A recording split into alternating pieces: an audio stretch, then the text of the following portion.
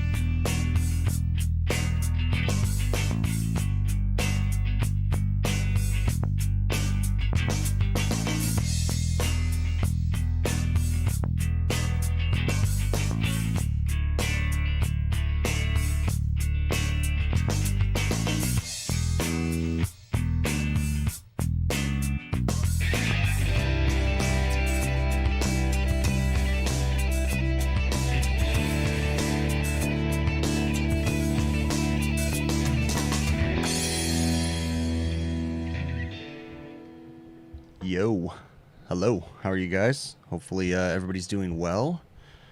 I know there's a lot of craziness going on out there. Things are going pretty well over here. Had a good weekend, actually. Well, I should say I had a good Sunday. For my wife's birthday, I got her, I shouldn't say her, I mean, I got them for everybody, but we got paddle boards for everybody, so we took them out for kind of a, what do you want to call it? You know, kind of a shake-up, kind of figuring it out, you know, figure out what the problems are going to be, and, you know, just kind of whatever you want to call it, but just figuring out how comfortable my daughters were going to be, and, you know, we had a good time. It was good. You know, everybody was just getting used to paddling and stuff, and it was kind of stressful a little bit, you know, just being out with boats and stuff like that, and I have young daughters, so, you know, trying to explain to them how to maneuver them and stuff like that, but we had a good time. It was cool. It was nice to get away for a day. You know, it seemed like there was a lot of preparation that went into that. I feel like, I don't know if you guys are like me. I know I'm probably one of the most insane people when it comes to this kind of stuff, but I have a really hard time. Hey, Scott, thank you so much for that super chat, bud. I really appreciate it. And yes, happy birthday to Jill. Her birthday was on the 14th, so that was nice. But I tend to not take enough time off. You know, it's interesting. Like, for instance, my wife, we're going away this upcoming weekend too. And my wife, I'm taking Friday off, and she had a dentist appointment on Thursday. And she was asking me if I could take my daughter to school so that way she could make it to her dentist appointment. And it's really hard because I'm, you know, a week before I'm getting all anxious thinking that I'm going to have to go into work late on Thursday, and then I'm taking Friday off, and like that's making me panic. I don't know how to get around that. I just, you know, like, I don't know. I have a hard time not being able to focus on work. If I have stuff going on throughout the week, I mean, I know that you know, I need to take time off and stuff like that, but it just stresses me out just knowing that I'm not going to be there. So that's just something, you know, I know I'm crazy. Probably not many people deal with the craziness that I have to deal with, but yeah, it's definitely hard. No, Alaska. Yeah, I used up the stimulus to get my paddle boards. I've been talking. You know, it's funny because I'm sure you guys remember before the whole pandemic, I was talking about getting a kayak, and this is how long it takes me to finally do something like that. Like I've been thinking and thinking and researching and researching, and then I finally do it, and it takes me forever to finally get anything that I want. I just drag ass on that one. It's crazy, but. Yeah, I don't know if you guys are like me, but it's really hard for me to take time off. And, I don't mind relaxing and chilling out on the weekends, like when I'm not on call and stuff. But when I'm on call, like I can't go anywhere when I'm just ready to go basically. Cause I just hate to have plans ruined and stuff like that. So, Elise, if you go to my website, hvacrvideos.com. Super easy. I have merch available on there. Anybody else that's interested, hats, shirts, beanies, all that stuff. But I've got these hats in small, medium, and large, extra large. So they're available on the website. So as usual, guys, if you guys have questions, things you want me to talk about, put them in the chat. I'll try to catch them. We've got a couple moderators in here. Do me a favor. If you guys do have questions or things you want me to cover, put them in caps lock. That helps to get my attention when you put them in caps lock. Okay. Remember, sometimes there's a lot of stuff going through here and I just can't get to it all. So if I miss your questions, feel free to send me an email to hvacrvideos@gmail.com and I'll get to it. Okay. So, I wanted to start this stream off real quick, and I've said it a few times. I'm going to say it again. I am looking for a new service technician right now. I am potentially looking to train someone and or potentially looking to hire a fully experienced tech. But you guys, if you watch my videos, you know what I expect, okay? I want everybody to perform like that. I want to be thorough. I want to be meticulous about things. So if you guys are interested, send me an email, hvacrvideos@gmail.com. Let me know. I'm not promising that I'm going to hire everybody, but, I'm definitely looking for techs, as almost everybody else is in this industry right now, because we're coming into the summertime and everybody's starting to panic, so...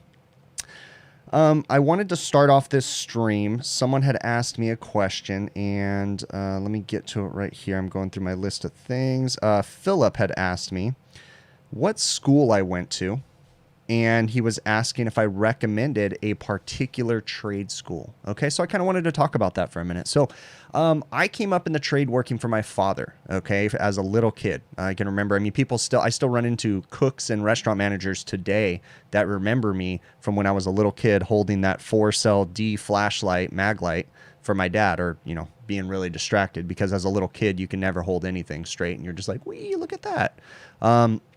But I came up working for my dad, and when I went to work for him full time, I decided to go to trade school. I went to Mount SAC, or Mount San Antonio Community College in Walnut, California. They have a great HVACR program. They still do to this day.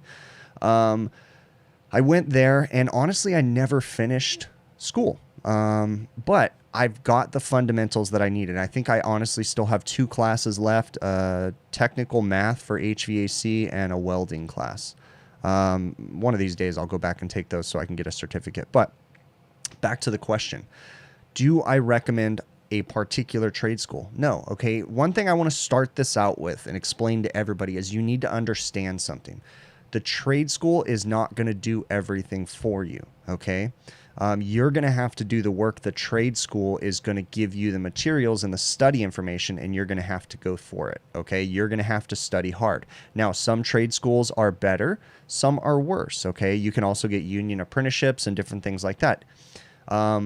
Just understand that it's not the job of the trade school, the union, wherever you want to go, the person that you're working under, to make you retain the information and understand it. Okay. Now, of course, they can do a better job of explaining things to kind of give you information that'll help you to understand it.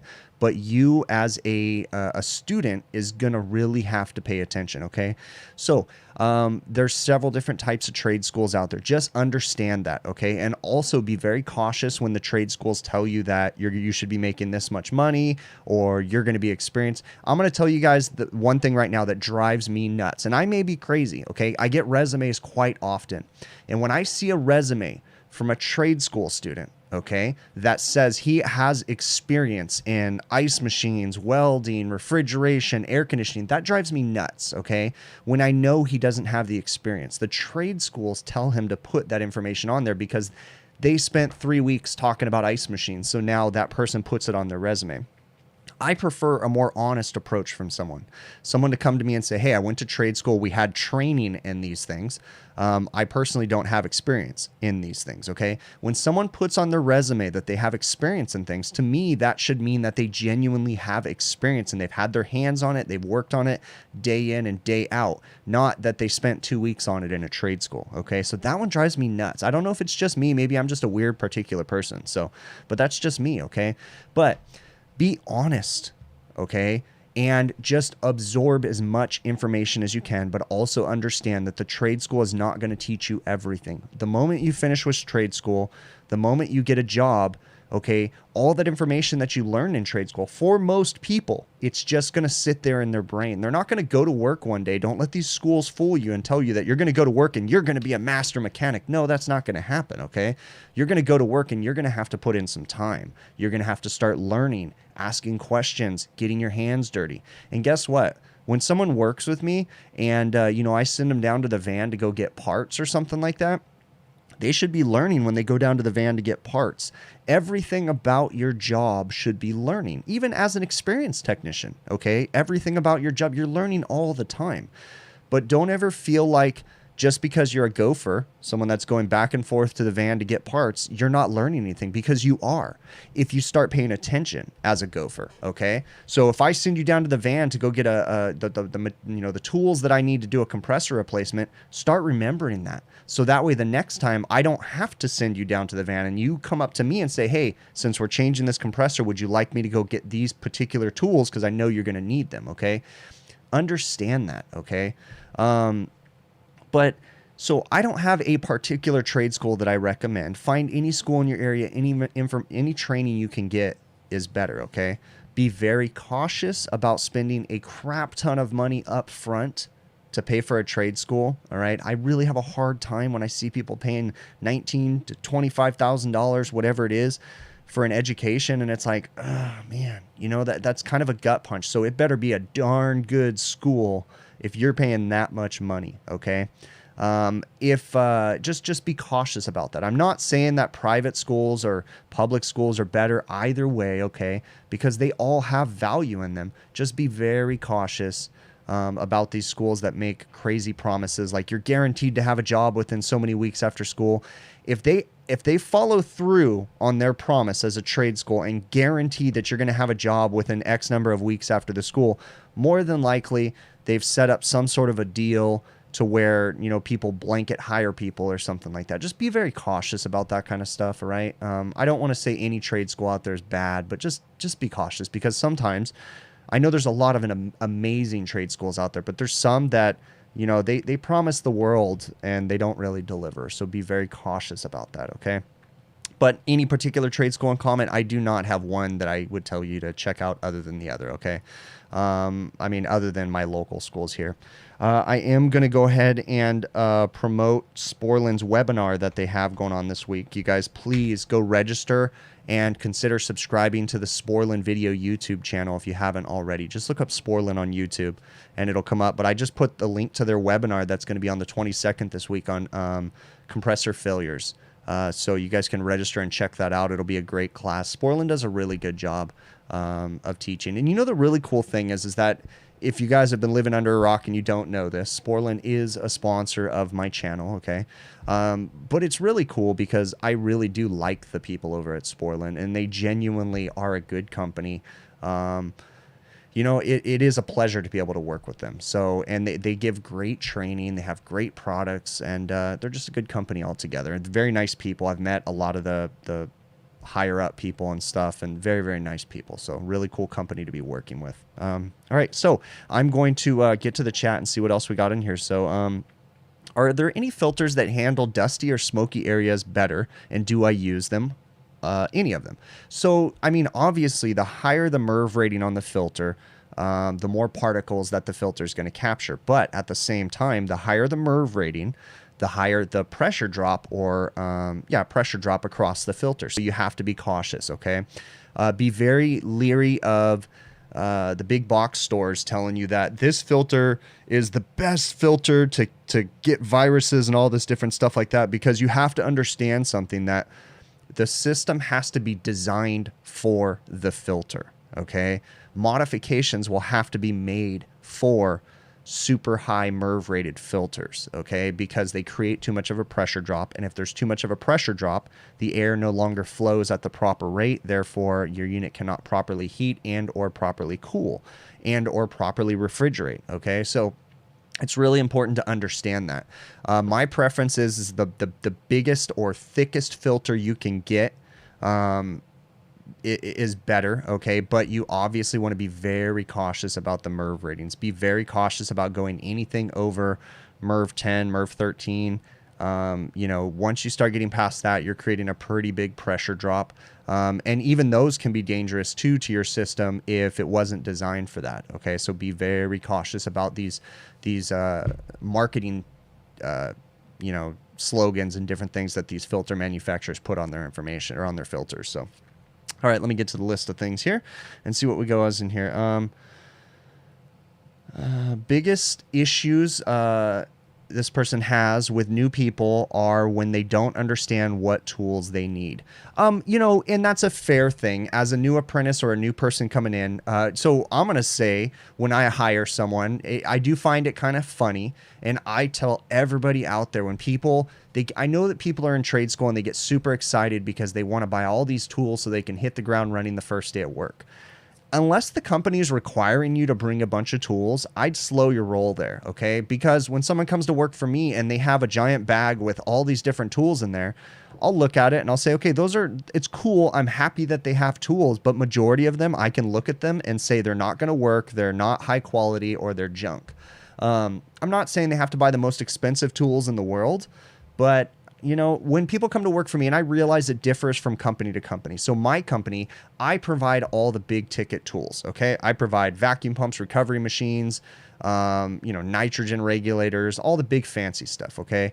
The things that I ask my technicians to bring is a manifold gauge set, preferably digital. I ask them to bring hand tools and a cordless drill, okay?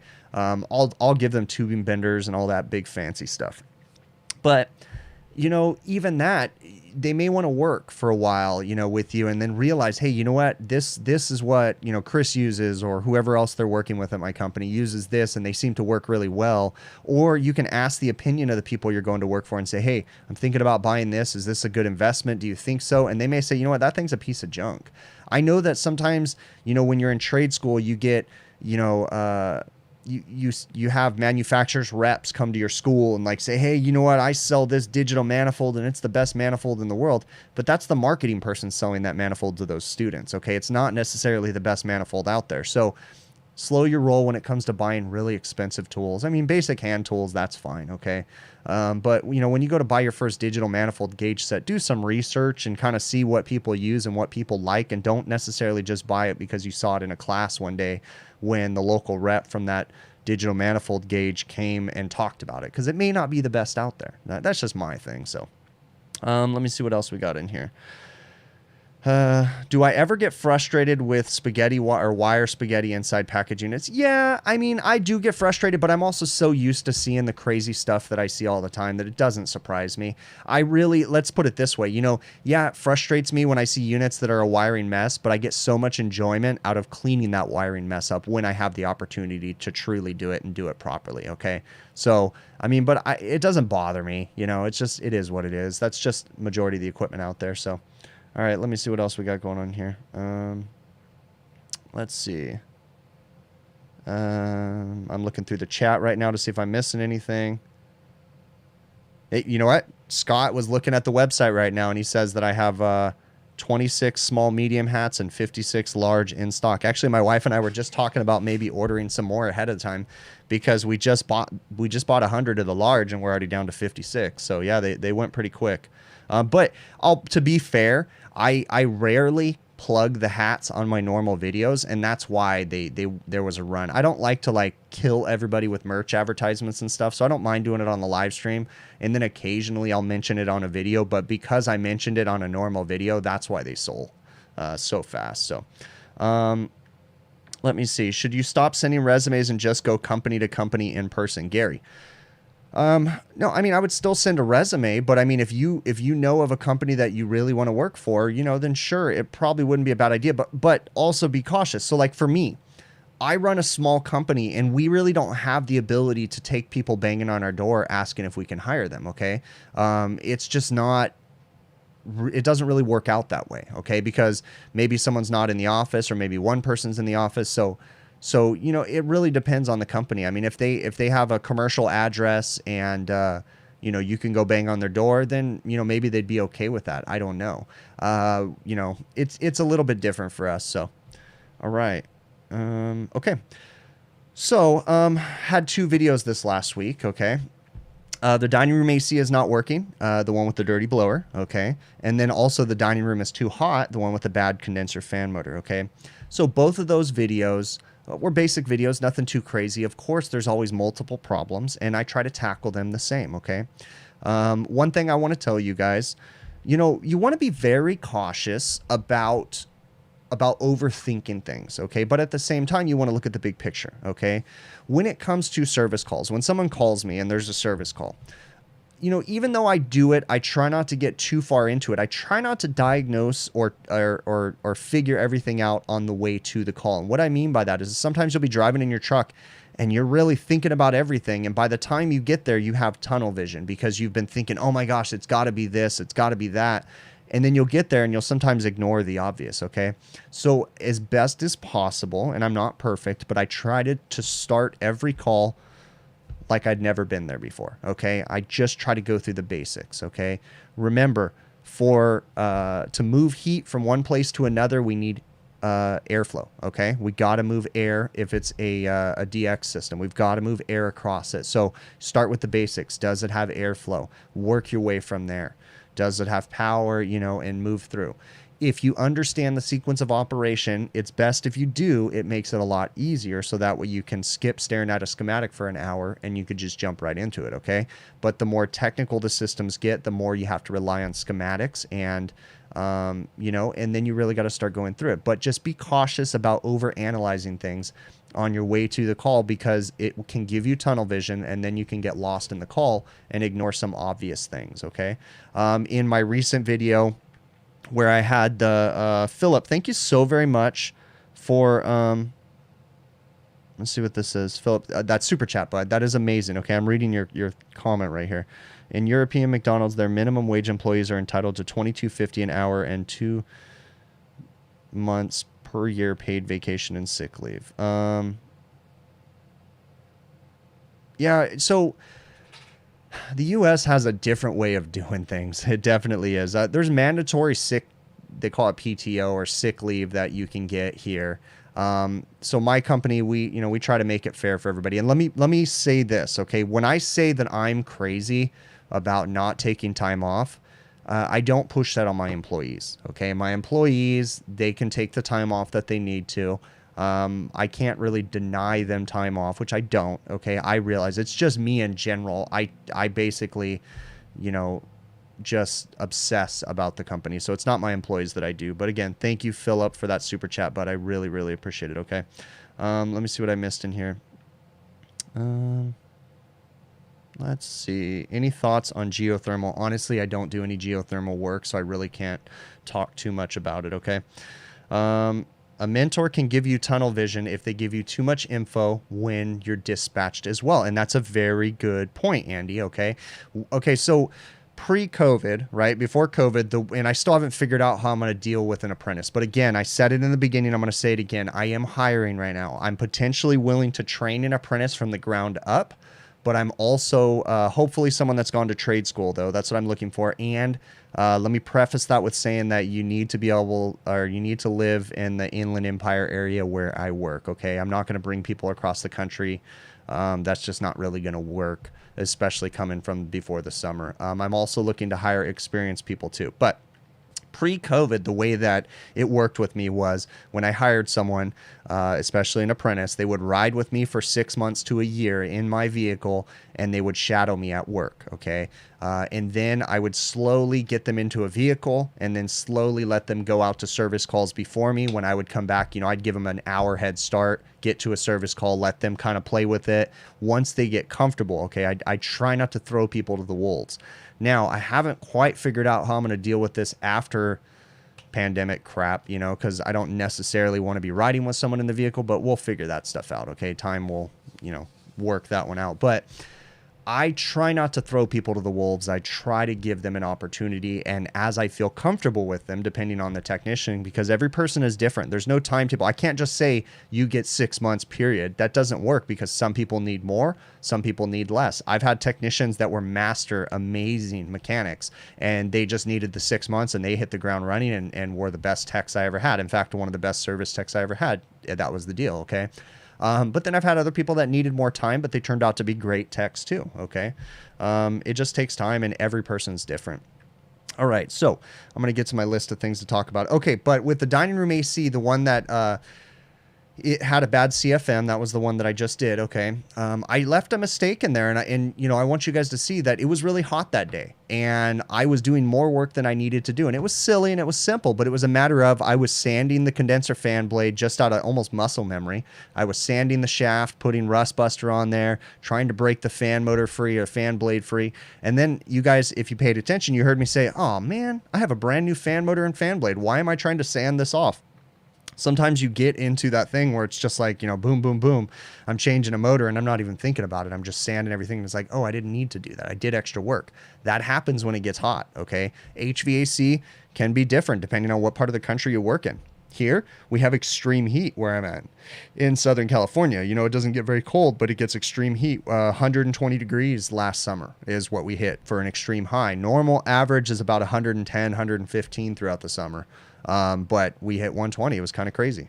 Jose, thank you so very much for that super chat. I really appreciate it. You guys, the support that you guys give is amazing. Okay. The comments, the likes, I'm so thankful for it. Thank you guys very much. Okay. I'm just trying to share the little bit of knowledge that I have, and you guys are amazing. All right. Thoughts on UV lights, Steve. Okay, Steve.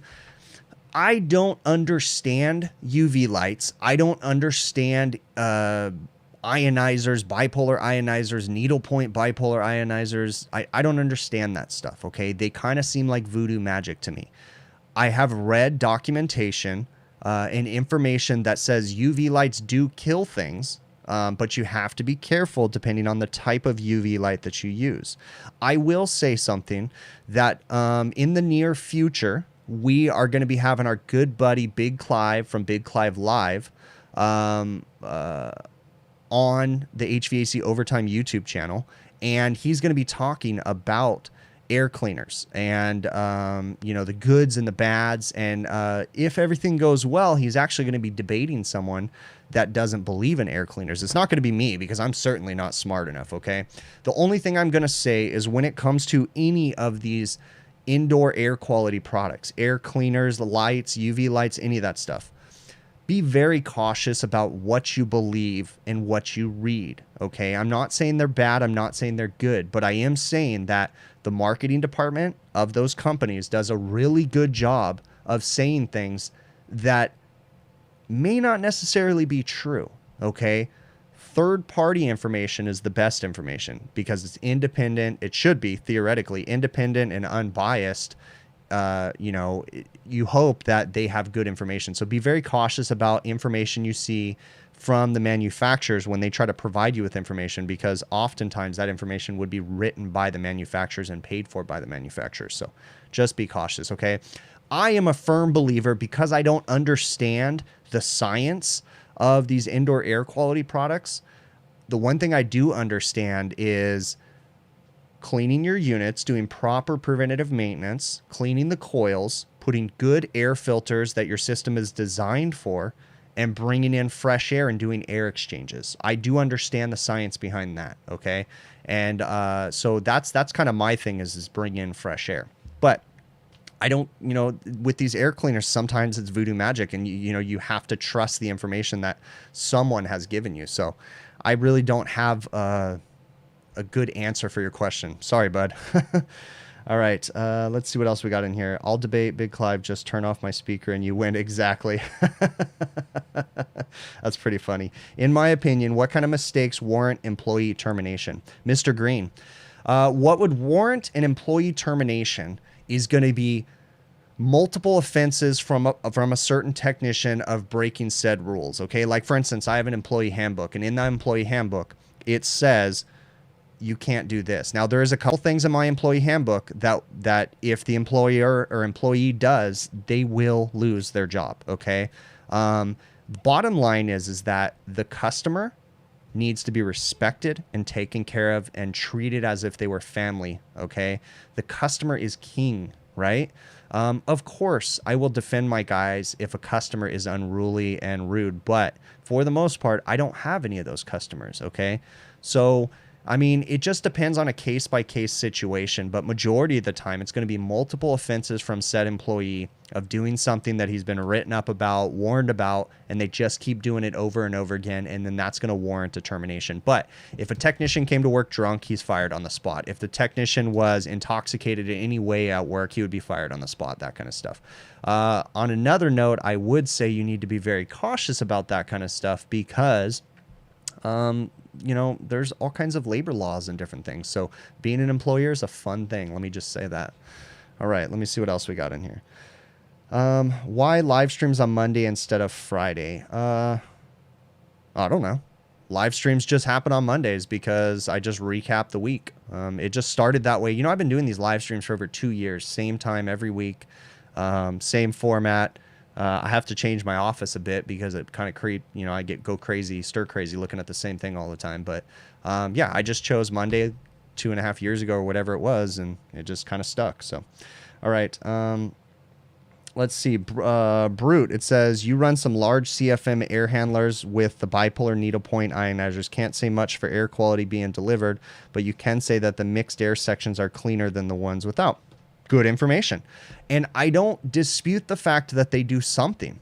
But my question is, if they do something, what are the repercussions? And I don't know. I'm not saying that they're bad. I'm just saying that I don't know what they do. I don't know if there's bad stuff that comes from there and good stuff, okay? I've certainly read very convincing information on needle point, bipolar ionizers. I've certainly read good information on UV lights, but then I've also read conflicting information for both of them too. So I'm confused and I don't know what to believe. It's a difficult thing for me to figure out. But I also, to be fair, am not a super genius when it comes to this stuff. I'm not the smartest person in the world.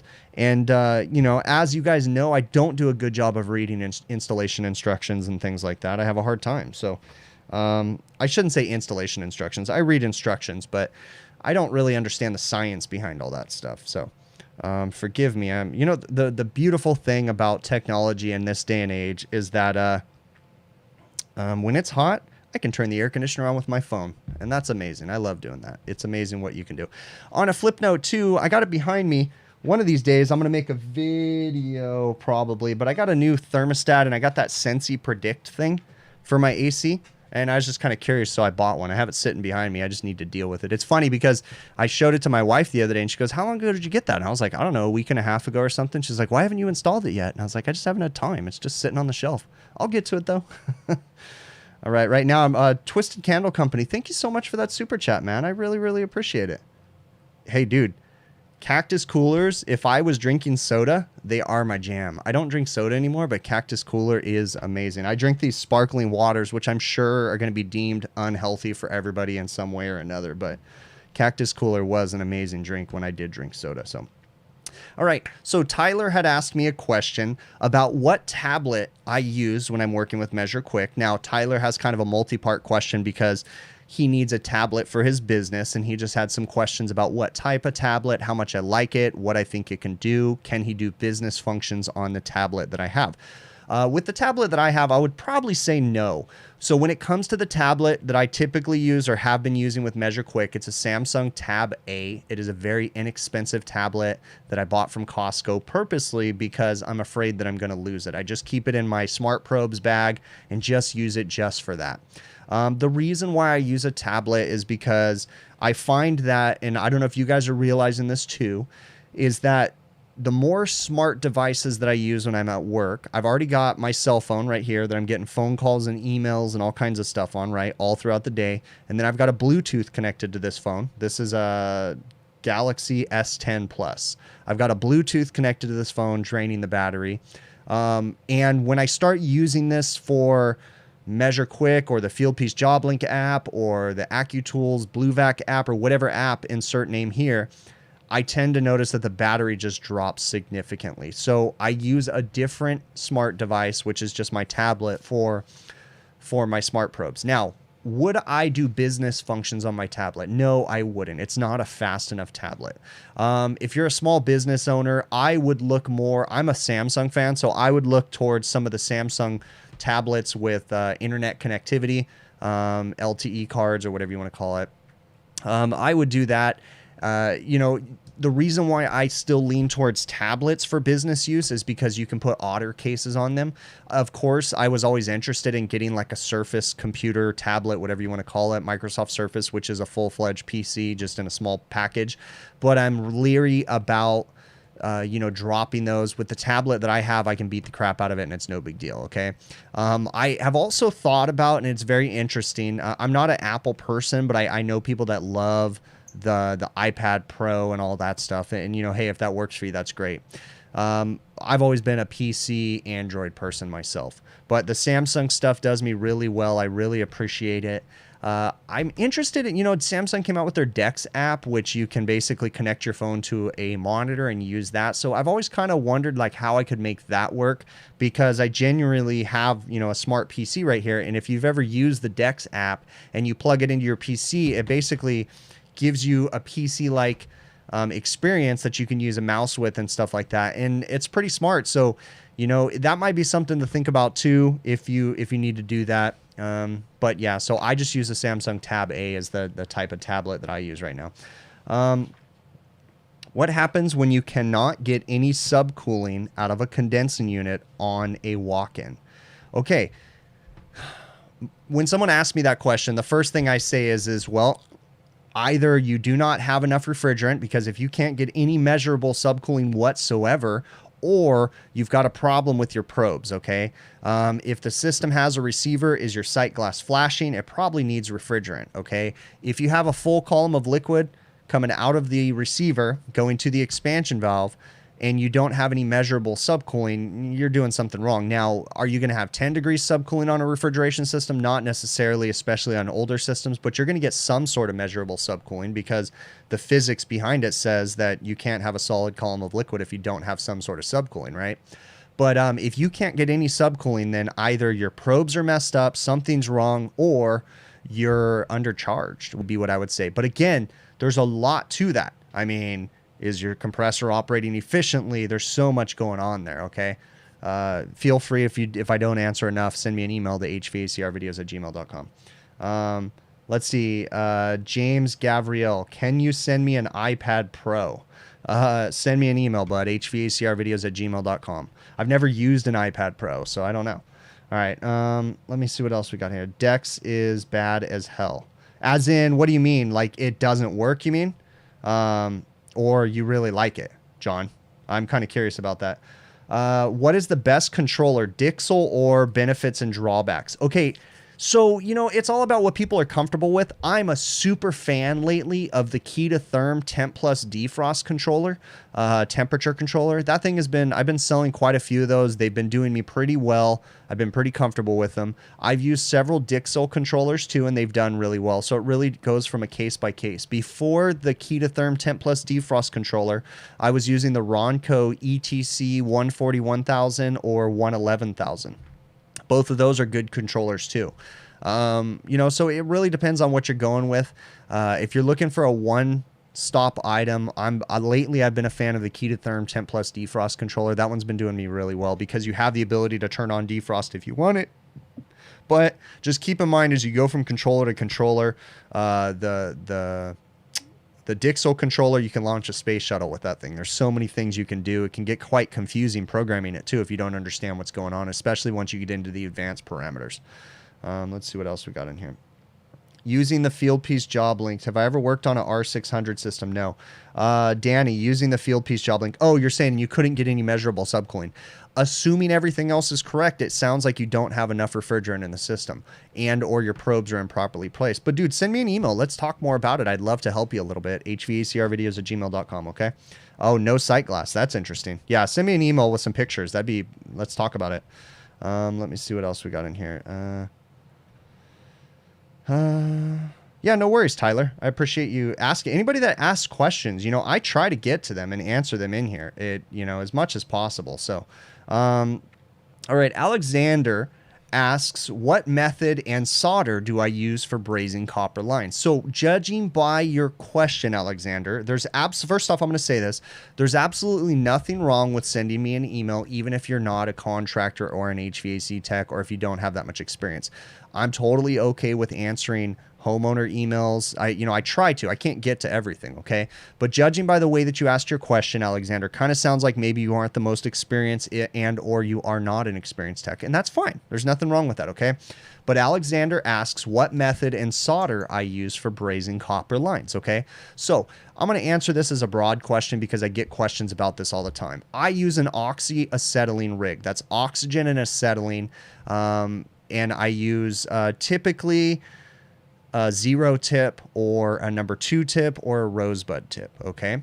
When I'm brazing copper lines together, copper to copper, I'm going to use a 15% silphos. That's silver and phosphorus in a rod. It does not require any flux, and it's a 15% brazing rod. That's typically what I use for almost everything copper to copper. If I'm doing any dissimilar metals, meaning copper to brass, copper to stainless, copper to steel, I use silver solder, high silver bearing solder. So I go high on my silver bearing solder, and I use 56% silver solder, and you do have to use a silver solder paste flux with that. I'm personally not a fan of using the brazing rods that have flux already on the rod. That's just personal preference. There's nothing wrong with you if you like to use those. I've just had bad experiences with some of the brazing rods, especially if they've been sitting in your van for a long time and the flux starts to break off, and it just creates a problem. So I like paste flux, but you got to be cautious with paste flux because it can get in the lines and contaminate the system. So be very cautious about that, okay? And I had a few questions this week about brazing copper. If I'm working on a U-bend, have I ever had a hard time and or plugged up a U-bend? Brazing U-bends like welds on a condenser can be very tricky because the copper is super thin and it usually flares out, meaning that when you're trying to braze it, it pops and flares, and then there's a big hole. If you're skilled, you can plug those holes, but you don't want to plug the line up. You just patch the hole. It's kind of tricky. You got to lay solder across it. It can be kind of a interesting thing to do, and it can be tricky. But to answer the question, whenever I'm brazing, it's typically 15% silphos and or 56% silver solder. I am not a fan. I've never used them. I've repaired a lot of leaks on the soft solders, like the low temperature solders and things. I don't really use those very much, okay? I know some people swear by them. Nothing wrong with it, but I just don't like using them very much, okay? Most refrigeration guys that do a lot of refrigeration work, you've probably fixed quite a few distributor leaks on expansion valves where they use low temperature solders, and they tend to leak after the years. So that's just my experience with them. All right, so hopefully that answers your question, Alexander. Devin asked a really good question, and I'm going to answer this. So Devin asked me a question: why do the restaurant air conditioners break so much when you can have a window unit or a window shaker that can last 20 years? Okay. First off, I'm going to say these days, if you buy a brand new window shaker, that's one of the units that you get from Home Depot, and you mount them on the side of your window and they cool your house off, right? If you buy a window shaker these days, I can pretty much guarantee you're not going to get 20 years out of them, okay? They're super cheap, super crappy made, okay? But the window shakers of the 80s, yeah, those things were bulletproof and they lasted forever. They had real copper in them. They lasted a long time. Now, why do the window shakers last longer than a package unit on a restaurant? Why does it seem like you have to work on package units all the time? It really depends on the environment that the air conditioner is running in, okay? A window shaker operates typically in a consistent environment. It's a sealed system for the most part, unless someone's worked on it. People aren't servicing it putting gauges on it all the time, that kind of stuff, that causes systems to not work right. But restaurant ACs take a lot of abuse because they run a lot, okay? There's a lot of contaminants in the air in restaurants and things like that. I work for a certain restaurant chain that has crap in the air that all their evaporator coils on all their ACs are rotting away because the air is really acidic, and it has to do with sauces and different things that they put on their food. It's crazy, okay? So it really has to do with the environment that the air conditioner is running in and why the restaurant air conditioners break so much. It's very, you know, it just happens. So I'm looking right here real quick as this comes through. Okay, perfect. So hopefully that answers your question for you, bud. So Leonardo had asked me a question about my office, and you know, Leonardo wants to start making videos himself. This is a common question that I get from a lot of people.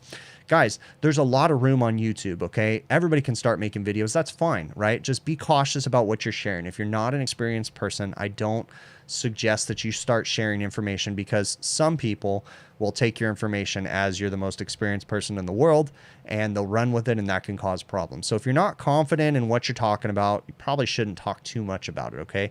I've been guilty of saying some things I probably shouldn't have said too. As far as what softwares that I use for editing my videos and stuff, I use a lot of the Adobe products, okay? Adobe Spark is what I use to make thumbnails. Adobe Premiere Elements, it's a super easy editing program, is what I use to edit my videos. If I want to get so super crazy, I can use Adobe Premiere Pro, but that's really difficult and it has a steep learning curve, okay? So I use a lot of the Adobe products. Chandra asked, what are my thoughts on the Copeland X Series condensing units? So if you guys don't know what the Copeland X Series is, it kind of looks like a mini split, okay? Copeland came out with a refrigeration condensing unit that has a lot of technology in it, okay? Has circuit boards, pressure transducers, variable speed compressors, variable speed fan motors. It's a very high-tech, sophisticated equipment, and it's the Copeland X-Line series units. I personally have not had any experience with the X-Line condensing units. I have not installed any of them, nor have I worked on any of them. I've seen them in the supply houses, and the one thing I'm going to tell you, just like any new piece of equipment coming out today, they put in all kinds of microprocessor controlled equipment, and even on the equipment that I work in, the package units and different things that have inverter drives and microprocessor equipments, the one problem is our power grid and brownouts and power issues. In my area, and especially with the restaurants, we do not properly condition our power. We do not have low voltage protectors installed in the restaurants. We do not have surge protectors and different things like that. If we did that more, I think a lot of this equipment would last a lot longer. I wouldn't be changing VFDs on package units so much, stuff like that, okay? So when it comes to the Copeland X-Line, I think it looks amazing. I think Copeland's put a lot of product development into it, and it looks amazing. I worry about poor power issues. That's what I worry about with it. But I have nothing bad to say about the X-Line units, just haven't had any experience with them. So hopefully that answers your question for you, okay? Let me get to the chat and see what I'm missing in here, and then I'll get back to my questions. Can I change a key to therm controller from a reverse defrost to the air defrost in the parameters? Chris Cooley. Yeah. Yeah, like on the evap efficiency controllers. Now, I'm not a key to therm expert, right? But I've done a little bit of work with the evap efficiency controllers. That's the walk-in style units. And I'm almost positive you can change, but I don't want to step on my tongue here, but you can pretty much launch the space shuttle with those things. So I would imagine you should be able to. One thing I'm going to say is every interaction I've had with key to therm, so it's KE2 therm, right? Key to therm. Every experience that I've had with calling their technical support has been very good. Those guys are on it. They answer the phone at nighttime and different things like that. So if you have any questions about the key to therm products, don't hesitate to call them.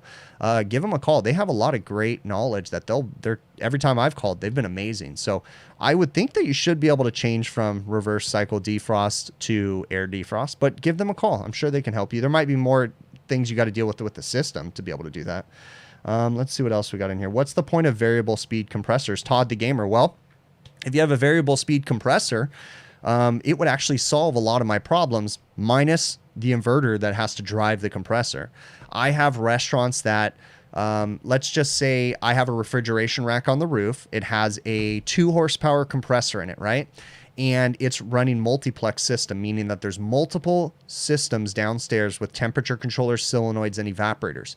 Some of them run at plus 10, some of them run at plus 25, okay, medium and slightly low temp. And there's times when only one of those pan chillers, it's a Hvacr system, will be calling when all the medium temperature refrigeration is satisfied, right? But you still have a 2 horsepower compressor on the roof that still wants all that refrigerant coming back to it, but you just don't have the capabilities because you've got a very low BTU pan chiller. So meaning that when the demand isn't there, the compressor can slow down instead of running. So in my situation, when the pan chiller's running with nothing else, we're running really low suction pressure because there's not enough heat to move, basically, and the compressor's oversized. So if I had a variable speed compressor that was programmed right, that compressor can slow down and theoretically become a 2-ton compressor, or a half-ton compressor, because it slows way down, and still operate properly. Now, it's not as easy as just throwing a variable speed compressor in there. The system has to be designed appropriately, of course, but variable speed compressors, I mean, the technology is amazing when you think about it. I don't get to work on very many of them. I've only worked on maybe 1 or 2, but the technology seems great. All right, let's see what else we got in here. Zero Zone has the best support. I've talked to Zero Zone once or twice when I've done some drugstore work. It's not very often that I deal with that. So let's see what else we got in here. Let's see. I already answered that question. All right. Ian asked about whether it's a good... Oh, this is an interesting question. So again, I'm okay with homeowner questions. I'm okay with contractor questions, whatever. So Ian asked about whether or not it's a good idea to install a walk-in refrigerator in a residential environment. Now, I'm going to say no, okay? The only time you really need a walk-in refrigerator in a residential environment is you shouldn't need it, basically, okay? Because you have to have a lot of food inside that refrigerator, okay? And walk-ins are very inefficient, okay? They have big doors to go into a walk-in typically. A lot of heat's going to come inside. The system's going to have to run for a while to bring the temperature down. On a domestic refrigerator, they have small doors. They have a lot of technology built into them, and they're much more efficient. So unless you have a lot of money that you basically FU money that you don't really need, I would not consider installing a walk-in refrigerator in a residential environment. I mean, I'm a little bit obscene with when I have a giant double door refrigerator in my garage just for drinks, and that thing just kills my electric bill. And it's got, energy efficiency crap on it and all that stuff. I've made some videos on it. It's the one that I did the R290 video on, where I said, is it okay to put 134A in a R290 system? I have that refrigerator in my garage to this day. I put R290 back into it, but I mean, it just kills my electric bill. So Jason is asking me about ice machines. He's experienced an HVACR, but he's a little bit leery on ice machines, and he wanted to know the most common issues when it comes to ice machines. So I get this question quite often. Excuse me. Ice machines, they're not too complicated, meaning that they're a basic refrigeration system. They're moving heat from one place to another. They're taking heat from the water, putting it outside in the remote units, or putting it in the occupied space in a self-contained unit, okay? And they're bringing the temperature of the water down until it freezes, and they're making ice. Now, all ice machines follow the same basic principles. Their refrigeration system, they have an evaporator, they have a condenser, they just move heat from one place to another. But each manufacturer is different in the way that they harvest the ice, that's get the ice off of the evaporator, and in their control strategy, okay? So there's not one, and I get this question often, is there a particular class you can go on ice machines? Not necessarily, okay? Each manufacturer of ice machines has their own classes, and they teach their own control strategies. So you can go to every ice machine manufacturer, any of the major ones, and you can go to their website, and they have all their technical information, service guides, and different stuff like that, typically available for free on their website, manitowocaice.com, hoshizakiamerica.com. You can go to the service section, you can download the service manuals. Each one of them is going to have Scotsman, Vote, all those guys. They got all kinds of information, but each one is going to have different control strategies and different defrost strategies. But the most common issue across ice machines across the board is going to be water related and cleaning related issues. Because we're using water, even if you filter the water, there's still going to be some minerals in there. There's going to be bacterial growth and different things like that. Ironically, you can actually, especially with some of the older Manitowoc ice machines, you could actually filter the water too much, because on the older ice machines like the S model and the Q model, they actually relied on the water being a path for an electrical, basically they're looking for the water to ground out.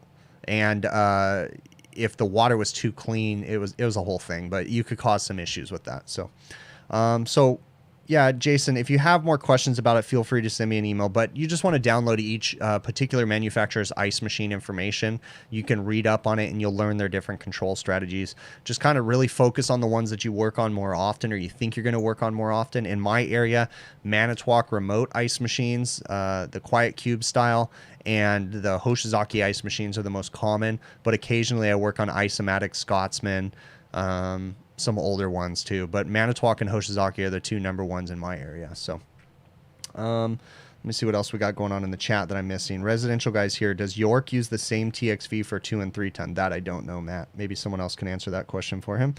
Let's see.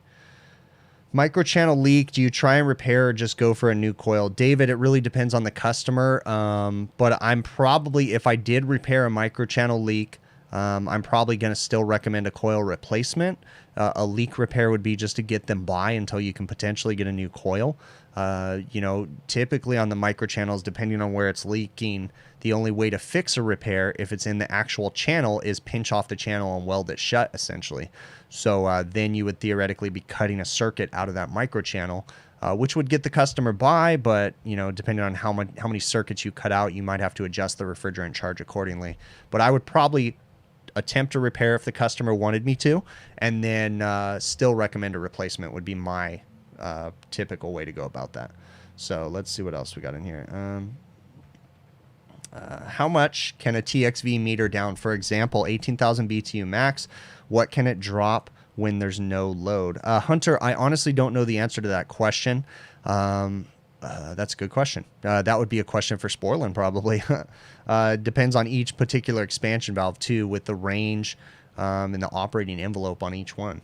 What is the most common issue with the ice machines I see? Water-related issues, Scott. Dirty evaporators. Actually, really common for me, it's kind of weird, is a lot of these restaurants have gone to national cleaning companies, meaning that they have one company that comes across the country and cleans their ice machines. It's kind of crazy. They literally travel across the country and clean ice machines at restaurant chains. But anyways, that particular company causes a lot of problems. And so I end up seeing improperly adjusted ice thickness probes, broken water pumps. So they actually keep me pretty busy just going around fixing their problems. So that's very common for me. But then behind that, just natural issues, water-related, bad pumps, that kind of stuff. So each manufacturer is going to have a different thing. Hoshizaki has a lot of broken cube guides that cause bad water pumps. Manitowoc's get really dirty, you know, improperly adjusted thickness probes, things like that. Scotsman's, usually dirty-related issues. Isomatics, I get water pumps failing often on those. Have I ever had to do a double compressor change out on an RTU? John. Yeah, I can't think of a particular job, but yeah, I've done double compressor changeouts. Typically, a double compressors is either because it was a tandem setup and the manufacturer wanted you to change both of them when you had one failed one, and or the customer didn't know that they had a bad compressor and or didn't fix one, and then the second one went down, and then now they wanted their unit fixed. But typically, I don't see compressors, two of them go bad at the same time. My experience, at least. All right, let's see what else we got in here. All right, I'm going to get to my list. Leonardo asks what apps I use for diagnostics. So it depends on the day of the week and how I feel, but I use two apps for refrigeration diagnostics.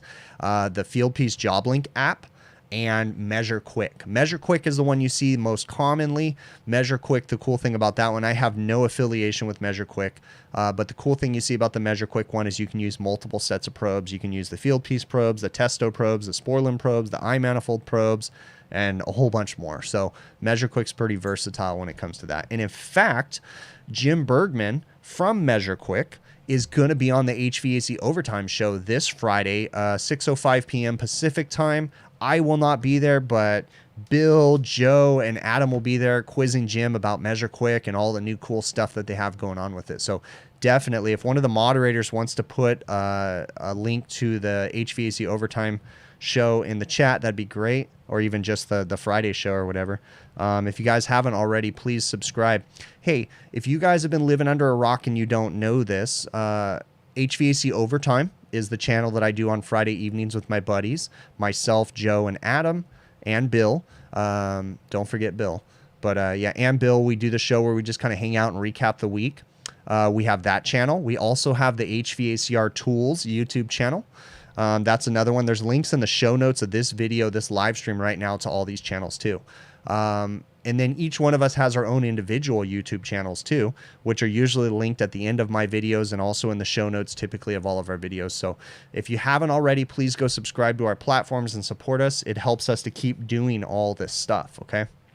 So Brett had asked me a question as to why Carrier uses 2-pole contactors on 3-phase equipment. And you'll see that a lot in my videos. And actually in my recent videos, you saw that. I was working on 3-phase equipment, but it only had 2-pole contactors. So in Brett's question, he said his buddy at work said, or had the impression that it was because they were using it as a crankcase heater by theoretically energizing one leg of the compressor. Now, to be fair, Brett, I, for a majority of my career, thought that to be true up until recently with the discussion that I had with a few people, actually Joe Shearer and a few other people, that kind of proved me wrong. And so the best way that we can think that Carrier does that now is, and be cautious, because there is some systems out there, because of the way that they're wired, that they do energize one leg of the compressor, and it does have a crankcase heater effect. But on the Carrier package unit that I just worked on over the weekend, that is not the case. So it is simply, in my opinion, just because of saving money by putting a 2-pole contactor in there. So you want to be cautious, but you want to look at the schematics, and if you just think about it and look at how it's wired, it'll make sense to you that it's just got to be a money-saving thing. So, all right. What am I missing in here? Looking in the chat. How much superheat can a TXV meter if a TXV can meter? Subcool. Ooh, good question, Laska. It's like kind of a tongue twister. Is it just your area, or has Scotsman market share in the field gotten smaller over the last 5 to 10 years? Yeah, I would say that that's fair, Andy. I would say that Hoshizaki used to be huge on the West Coast, and Manitowoc really came up and took a lot of the market too. So Manitowoc and Hoshizaki are almost neck to neck, in my opinion, in my area. But Isomatic and Scotsman both have dropped down significantly, and Hoshizaki and Manitowoc, at least in my area, kind of reign supreme. And it's very rare that you see much other than a Manitowoc or a Hoshizaki in most of the restaurants that I go into. And I would even say that Manitowoc is becoming more and more popular too. So, see what I'm missing in here. Yeah, if you guys haven't already, we have 281 people watching right now and 132 likes. So can you guys go please smash the like or the thumbs up button? Help YouTube to recognize me here a little bit, okay? So this is a good question, and I get this one a lot. Wade had asked me, why don't I use a heat gun to melt ice? I've answered this question for a lot of people before. I 99.9% of the time am going to use hot water to melt ice, okay? I find it to be more effective, and I find that heat guns and torches just cause more damage than help me in my situations, okay? I know some people swear by using a torch to melt ice. I would just say that in an untrained person's hands, if you send someone in there with a MAP gas torch or even an oxyacetylene rig to try to melt ice, they could cause some problems, i.e. melting the fins on the evaporator, melting wires, causing issues. Now, a water hose is fast, effective, and efficient in my opinion, but it can make a mess if you are not crazy like me and don't remove the fan motors every time, pay attention to the drain line. I mean, it still takes time to defrost a coil, but I like using hot water. It's the most effective thing in my opinion. I've done some hospital work in the past where it wasn't really easy to get water up to defrost coils, and I have had to use a heat gun. I actually have a heat gun in my van and or a MAP gas torch, but I've just caused more damage with heat guns and MAP gas torches than I have with water. So just my experience, but it really depends on the situation you're in. Let's see if I'm missing anything in the chat. If I said it in the beginning, I'm going to say it again. Sportland has a webinar coming up this Thursday on the 22nd, 1 p.m. Central Time. If you guys haven't already, go register for the webinar. It's going to be on compressor diagnosis, compressor failure. So check it out. Sportland does a great job with that, okay? Let's see what else we got in here. So why do I sweat filter dryers out of the system? And I get this question a lot. You know, best practices tells you to cut a filter dryer out of a system, okay? In some situations, I might do that. Majority of the time when I'm working on package units and working on reach-in coolers, there's not a lot of room, and because of the piping, it's just easier just to unsweat a dryer so you can reuse that existing piping. Now, is there potential of moisture release? Yes, there is potential of moisture release, but with these days, I don't think you're gonna have to worry too much about it. The fear is that if you apply heat to the solder joints or the braze joints of a filter dryer, that you could be heating up the dryer and the moisture could, you know, come out of the dryer and contaminate the system. But think about it. If you're changing a dryer, there's typically no refrigerant in the system, okay? Is that little bit of moisture really going to be that big of a deal? You know, someone can probably prove me wrong, but I really don't see that being a big deal, especially with the ability we have to evacuate systems these days and our amazing vacuum pumps and stuff. I'm not too worried about unsweating a filter dryer. I feel like that's something that's pressed by people a lot these days. And I don't know, maybe I'm wrong. Correct me if I'm wrong. Feel free to send me an email and tell me I'm wrong, but I don't see the big deal about unsweating a filter dryer, okay? Now, there's some safety issues for sure, okay? Anytime you can, you do want to cut components out, especially when you're dealing with like R290 and stuff like that. If you're trying to unsweat components in a sealed system, you can have a little puff or an explosion or whatever, so be cautious about that. But, you know, sometimes you can't be perfect. Sometimes I'll be able to cut one side of the filter dryer and then unsweat the other, but it really depends. I mean, if you're working in a small reach-in cooler and it's super tight in there and you don't have room to add extra copper because you cut out a dryer. If you cut out a dryer, you're cutting out a good inch, if not 2 inches of copper, because that that connection is going to go into that dryer 1/2 inch to 3/4 of an inch. And then the new dryer is going to be too short and you're going to have to add extensions and things. So it really depends on the situation. See what else we got in here. See if I'm missing anything. Doesn't look like it as of yet. Did I go to trade school? Sean D. So yeah, I'm going to talk about it. I'll talk about it again, but I talked about it in the beginning of the stream. Yes, I grew up working for my father, and I went to trade school. Mount San Antonio Community College is what I went to here in Walnut, California. I live in the Inland Empire, so Riverside, California. And I did go to trade school. Trade schools are great, and it gave me a small portion of my knowledge. The one thing I'm going to tell everybody, and I said it already in the beginning, is if you're a new guy coming into the trade, if you're going to trade school, understand something. The trade school is not going to be your end all be all on your education. That's just the smallest part of your education. That's to get your foot in the door so you can get a job and work and learn on the job. Okay. Just because they taught you, you had 2 weeks working on ice machines does not mean you're experienced. And I said it in the beginning. I'll say it again. My pet peeve is when people send me a resume and they're fresh out of trade school and they say that they have experience with ice machines, package units, refrigerators, all this stuff, when they've only been to trade school. They do not have experience. They spent 2.5 weeks on it, okay? They have a small understanding. They have training maybe, but they're not experienced in it, okay? So hopefully that answers your question. I'll say it again. I said it in the beginning too. I am hiring right now. I'm potentially willing to train an apprentice. You need to live in the Inland Empire of Southern California, in my area. I'm also looking to hire a full-fledged mechanic potentially too. If you guys are interested in applying, send me an email to hvacrvideos@gmail.com. If you know anybody that you think would be interested or would be a good fit for the type of work, and you guys see my videos, you see how crazy I am, okay? But if you know anybody that would be a good fit for my type, the way that I work, refer them to me. Send me an email, whatever, okay? hvacrvideos@gmail.com. So in a recent video about 2 weeks ago, I installed a temporary thermostat in the ductwork of an air conditioner. And why did I not install it in the control cabinet? Because potentially I ruined a new thermostat by dropping it down in a greasy duct. So, you know, every situation is dependent on the area that we're in. So that air conditioner that I worked on, that I did the temporary thermostat and dropped it down in the return duct, is out in the Coachella Valley, where they're not just an extreme high, but their normal summertime temperatures can be 110 to 120 degrees. And that's normal out there. Okay. Probably about for a month or so out of the year, they're 120, 110 right in there. So you can understand that in the control cabinet of that air conditioner, it gets extremely hot, and that digital thermostat would not survive in a situation like that. So it really depends on the environment, and the only way that I can make it last as long as it is by dropping it down into the return duct.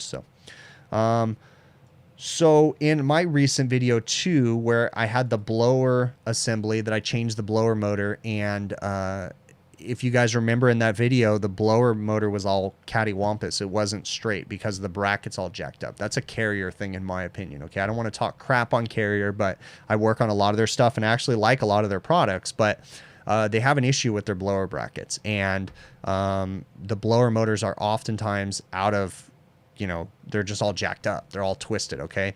And it can be very difficult to adjust them. In the situation that I was in, there was 3 different panels that you had to undo to get to all the bolts and everything, and it just wasn't really practical for me to spend any more time trying to straighten that blower assembly out.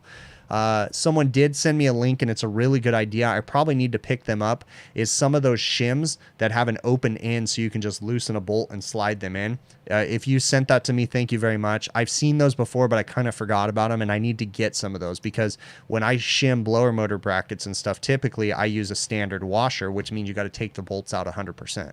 So I will look into getting some of those shims that are open-ended that you can just slide in there, and that would have helped me in my situation for sure. So all right, I'm going to look at the chat right now and see what else we got going on in here. If you guys have questions and I didn't answer, please put them in the chat. Sean D says, any union guys in here? And I'm going to use that to kind of talk for a minute.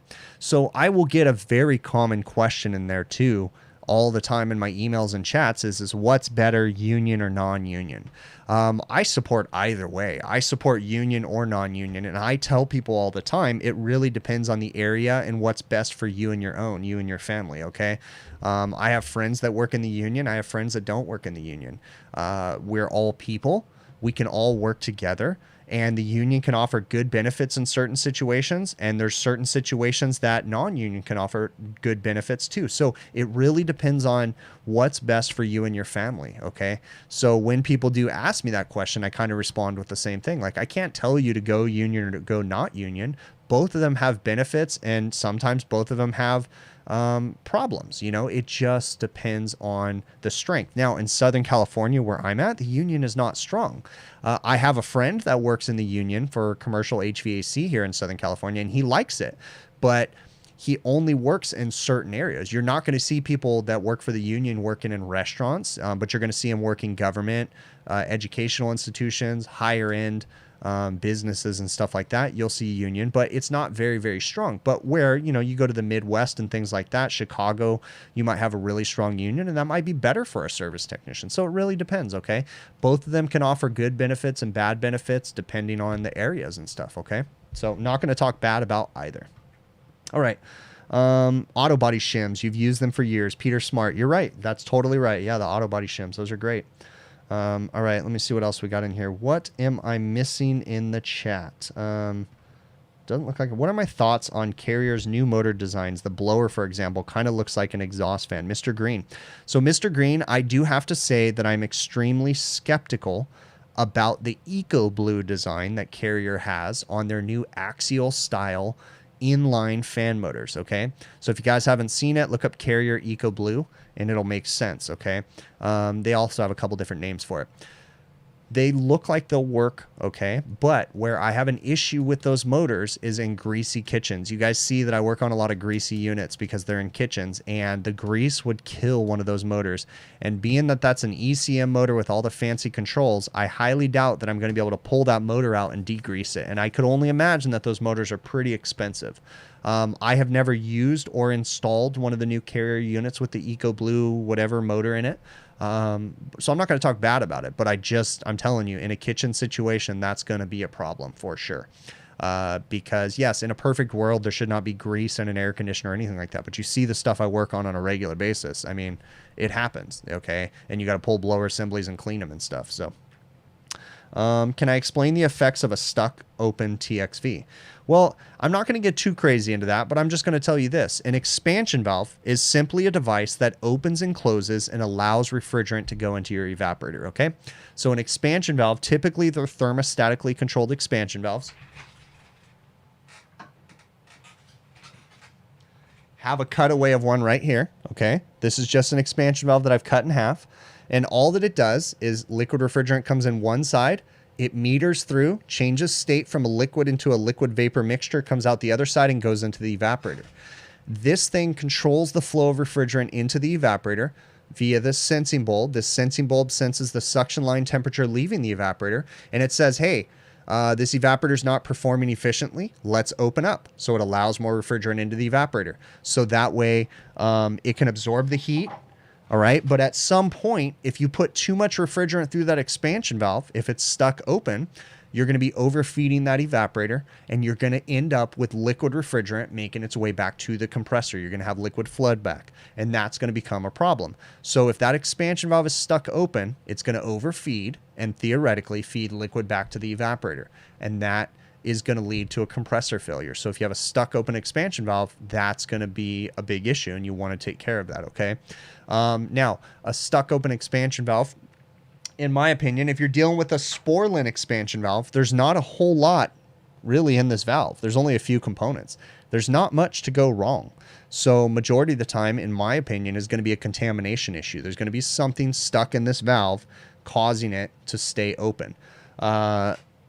If you asked me what can cause systems to have stuck open expansion valves, is going to be contaminants, additives, different things that people put in there.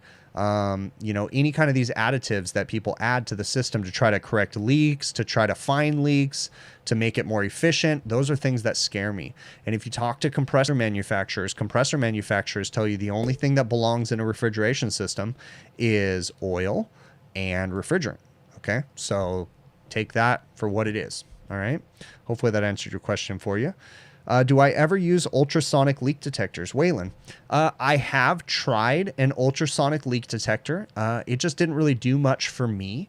I've kind of been thinking about trying another one again because I've been seeing a few videos of people using them and stuff. And after I tried the one that I tried, I had an idea that I really wish I would have tried to listen to some bearings with it to try to see the sounds that I would hear to maybe you can use it to try to diagnose bearing issues and stuff like that.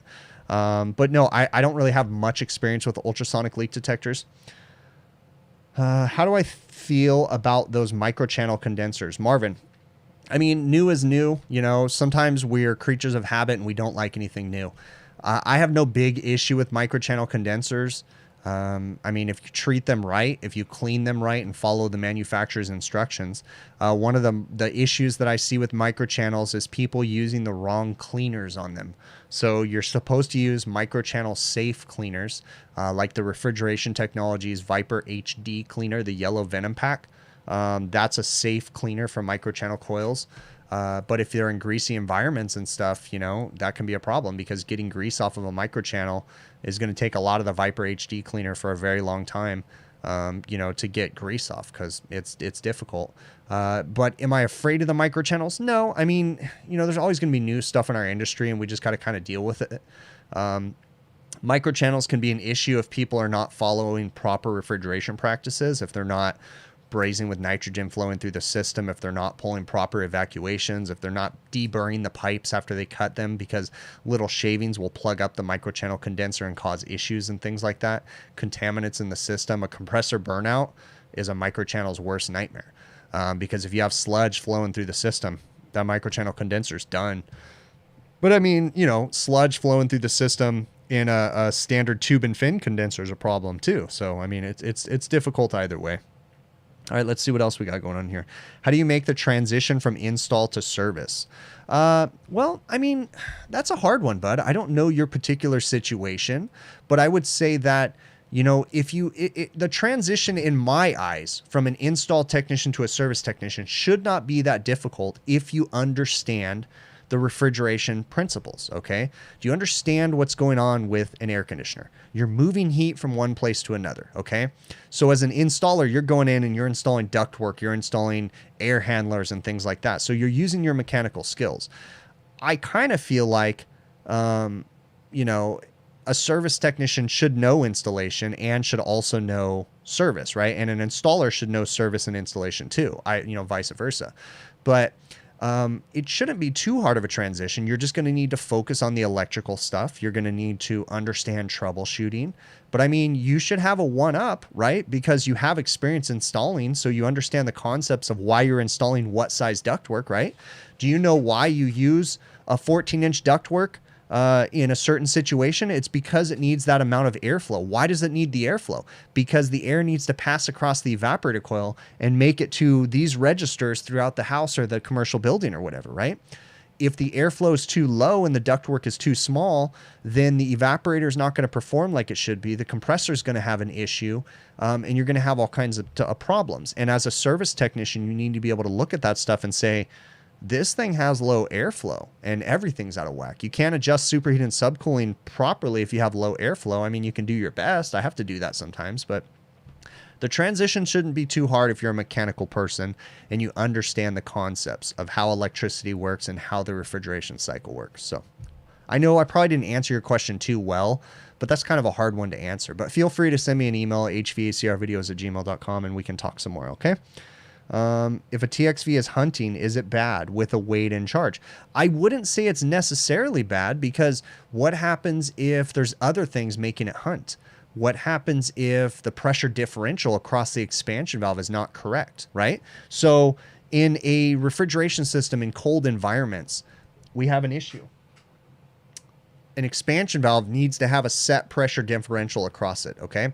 If you don't have the refrigerant flowing at a certain flow rate coming into the valve and a certain flow rate coming out, then how can this thermostatic sensor right here control the superheat properly if we don't have the right pressure drop across there?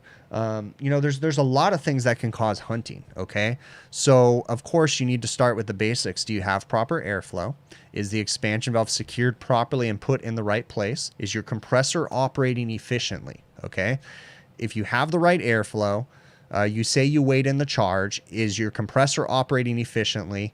And, there's no other issues. The expansion valve is strapped down tight. Then you might need to look into that expansion valve a bit more. Talk to the manufacturer. Call the expansion valve manufacturer. Ask them. Not just, if you're working on a package unit, don't just call Carrier. If it's a Sporlan valve, call Sporlan. They have technical engineers, and you could talk to them, and they'll be like, yeah, check this, check that. They might be a little bit more well-versed in the operation of their valve. If it's an Emerson valve, call Emerson. Call their technical support and have them walk you through some things to check that valve before you go any further. But start with the basics. Airflow, compressor proper, refrigerant charge proper, expansion valve secured properly, sensing bulb in the right place, nice and tight, insulated, before you start condemning valves. There's not a lot that can go wrong in an expansion valve, so be cautious about changing them all the time. Again, I know I didn't really answer your question, but I might give you some things to check on. How often do you find bad fan cycle controls on Manitowoc condensing units? John Deere fan, that is a very common issue, especially if the machines are under warranty, because it's those stupid peanut controls they use. They have a really high failure rate. As soon as it's out of warranty, I will typically go away from the peanut style control, put in a Johnson adjustable fan cycle control, and majority of the time I never ever have another problem with it. So why, in my opinion, do the peanut style controls go bad so often? I feel it's because the equipment is not maintained enough. I feel that the condenser is running dirty. The fan motor's really working hard to get airflow through a dirty condenser. They run a high current, high amps, and they cause arcing within the switch and cause the contacts to be sticky inside the switch. They get stuck closed, they get stuck open. I have a feeling that if the systems were maintained properly, cleaned condensers, and running efficiently, that they would probably have a much lower failure rate. But unfortunately, people try to cut as much preventative maintenance out of the picture to try to potentially save money, and I feel like they cause other issues because of it. So, all right, let's see what else we got in here. I really, really appreciate everybody and all the questions. It's awesome. Remember, I do these live streams every Monday evening, 5 p.m. Pacific, work permitting, of course. Looking in here to see if there's anything I missed. Is there a way to determine if compressor oil has absorbed too much moisture to be useful? Frank J. Guan. Well, you can analyze the oil, but analyzing oil is going to be kind of difficult because once you remove it from the system and send it out to a company to analyze it, it potentially could be contaminated with more moisture, okay? But I would say proper evacuation, oil changes, different things like that. And again, if you need to, you can analyze the oil, but the moment you take it out of the compressor into, you're absorbing more moisture too. So, yeah, that's a good one, bud. Frank, that's an interesting question. I don't know if there's a very easy way to analyze the oil for moisture because it's in a sealed system. That's something to think about. Huh, that's an interesting one. How about pressurizing a system up to 400 psi with nitrogen to find leaks? Marvin. I don't know if you're answering my question or asking me or answering someone else's question or asking me a question, but I'm going to tell you that putting 400 psi of nitrogen in a system, I have done it, but there can be repercussions to that. Okay. Failed auto or electronic expansion valves. Be cautious. I've done this. I think I have a video where I showed a failed pressure transducer because I overpressurized the system during the initial nitrogen pressure test, and it caused the pressure transducer to fail and go out of whack.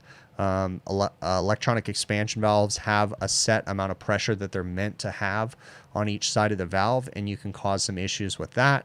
So you don't ever want to go over the system design pressures. Now, I have done it. There was one time like in my own car, right? I don't do automotive air conditioning, but I kept having to add refrigerant to my car like once a year, and it was pissing me off and I couldn't find the leak. So finally what I did was I just put nitrogen in until I blew the leak out. I just kept adding it. I must have got up to 200, 300, 400 PSI, and then boom, went pop and then started pissing the gas out everywhere. I was like, I found the leak. It was in the accumulator, but it was just a very, very small leak, and I just pressurized it so much that I blew it out. Now, I ran the risk of damaging the compressor in my car, the expansion valve, who knows what, right? So you got to be careful about that kind of stuff. But I have ran system pressures up really high to try to find refrigerant leaks, but just understand there can be repercussions from that, and there could be issues for sure. So, all right, let's see what I'm missing in here. Do I pay travel time from Canada? No. My thoughts on test and balance, Sean D. Test and balance is so important. Many customers don't do proper test and balance. Test and balance is when you do an installation. You can do an after an installation too, but typically they're going to have a tab company, test and air balance company, come out and properly test the system to make sure that it has the airflow that it's required via the plans when it was designed, right? If you have a brand new building that's a build up from ground up, they're going to have a mechanical engineer, and they're going to come in and they're going to say you need this much airflow here, here, and here. And, they'll have an installation contractor come in and install the equipment. They'll have them install the ductwork. They'll put dampers everywhere, and then they'll have a installation guy install, the package unit or whatever it is. And then after the fact, they're going to have a startup guy come in, make sure it's operating properly. And somewhere in there, they're going to have a test and air balance guy come out. And he's going to, when the system's operating and running, he's going to make adjustments to fine tune everything to make sure that everything's going where it's supposed to be, the airflow's good and all that stuff. Most customers aren't doing that these days, especially on the restaurant side. Maybe you get into the higher commercial and industrial stuff, they might do that more often. I know they have energy code requirements that say you have to do test and air balance and stuff, but most places don't. They just get away with it. But it would be very beneficial because if someone properly commissioned a system, right? I don't even have the capabilities of doing a proper air balance, but if someone commissioned a system and measured out the air and then benchmarked it, right? They said, okay, this is as best as it's going to be. We have measured airflow at all these points. This is the current draw. This is the way the system operates. From that point forward, it's going to be so much easier to diagnose that equipment if you have documented information. Instead, in my situation, I show it all the time where I'm working on a unit and I say, you know what? I think this thing has bad airflow. I have some crude ways of measuring airflow using Measure Quick or whatever, gets me in the ballpark. But there's always a bit of an educated guess when it comes to airflow stuff on my side. So test and air balance guys, I think, are very important. And I'd love to learn and become certified in test and air balance. It's just not something that I think would be very practical because my customers typically aren't wanting to pay for that kind of stuff. So it'd just be some more knowledge that I would love to have. And I wouldn't turn down training, but I just can't justify the expense to become a certified air balance person because I don't feel like my customers are going to appreciate that and want to pay for it. So, yeah. All right. That was a rant. How can you convince your employer to try a new product like Hvacr coil cleaner? Whew, that's a good one, Mr. Green. I mean, have them watch my videos, you know, have them, you know, watch like the Viper Venom Pack. Like, I wish I probably need to have some sitting on the shelf behind me considering they're a sponsor. I'll talk to them. I'll get some and have it back here. But you can, you know, with the Venom Pack that Viper sells, like with, I think with the blue one, I think you get 6 or 8 gallons of cleaner out of the one bag that cost as much as 1 gallon of the normal cleaner. So, I mean, it's just a no-brainer. Like, the problem with the Viper stuff is that it's hard in some situations to get it because some of the supply houses are so in deep with Viper's competitors or Refrigeration Technologies competitors that, you know, the supply houses can't carry their products, but they're becoming more and more popular. And the more I show them in my videos, the more popular they're being. And I mean, I really like their products. They're a great, great product. And you can carry, you know, essentially, I mean, if you wanted to, you can carry just 2 cleaners, the yellow Venom Pack and the blue Venom Pack, and you can clean evaporators and condensers. You can use the blue to clean the greasy crap, and when you want to brighten it, and use the yellow on normal stuff. They also have the green, which I use too. So, I mean, it wouldn't hurt to carry the 3, but, you know, you can keep 6 bags of cleaner where you would normally keep 3 bottles of cleaner, and 6 bags is going to get you, I mean, that's insane how many bottles you would get out of there. So, I don't know. It's kind of a hard one. I don't understand, but if you need certain videos or whatever to try to show your employer, show them my videos. I'm sure they'll, you know, see how the benefits just from watching my videos for sure. Any tips on working on walk-in beacon systems? Well, you know, the beacon system, a lot of people complain about the beacon system. It's too fancy. The biggest thing about the beacon system is it has a proprietary controller, okay? So Heatcraft has a few different systems. They have the QRC, they have the Beacon, which has been around for a long time. The Beacon system is basically a fully communicating system, okay? Unlike a normal walk-in cooler, let's talk about a walk-in cooler. The Beacon system, the controller communicates with the evaporators and it communicates with the condensing unit on the roof. You've got temperature sensors, current sensors, pressure transducers, and they all communicate, and the Beacon system just looks at it and says, okay, do this, do that. It shuts down if it doesn't see the compressor running in certain situations, okay? So just understanding the sequence of operation, having good temperature clamps, okay? If you're diagnosing beacon systems, you're going to change a lot of sensors. So you need to have good temperature clamps, good thermometers that are accurate, and calibrate them often or check calibration often, so that way you can compare them to the other sensors. They're really not too difficult. I mean, it's a basic refrigeration system. It just has a proprietary control system on it, you know, that just kind of looks at everything. You know, there's a few things that happen. Carry some extra beacon sensors on you. The biggest issues that I find with these smart evaporator systems, whether it be Heatcraft or any other manufacturer, is technicians not properly installing them, not brazing with nitrogen, not keeping the system contaminant free, and that causes more and more issues down the line. Not understanding the proper shutdown sequence on a beacon system or different things like that. So just follow the installation instructions. That's the best advice I can give to everybody on those. See what else we got going on in here. Ever went back to the walk-in freezer with the oil logged evaporator? You know, no, I actually haven't. The customer hasn't called on that one in a while. It's still there. Yeah, I really appreciate it, Creed. Creed says, thanks for saving him $50 at True Tech Tools. Big picture. So yeah, if you guys haven't already, a way that you guys can support the channel, if you're going to purchase any tools, check out TrueTechTools.com. I have an offer code, big picture, one word. You'll get a discount on your order, and I get a small commission. So it's a win-win for you because you get a discount. They got great tools, great prices, and then I get a small commission, and it helps to support my channel. If you guys know what you're going to purchase from True Tech Tools, send me an email, and I can actually send you an affiliate link that will help me out a little bit more. You can still get your discount. You know, I just get a bigger commission basically if you use my affiliate link to purchase it. So, all right, guys, I'm kind of running out of steam here. I really, really appreciate you guys making it in here. I'm going to go ahead and wrap this one up. If I missed your questions, feel free to send me an email to hvacrvideos@gmail.com. I'm going to cue up the outro music, and man, my throat is killing me right now. And I really, really appreciate you. So like I said, we will catch you guys on the next one, okay?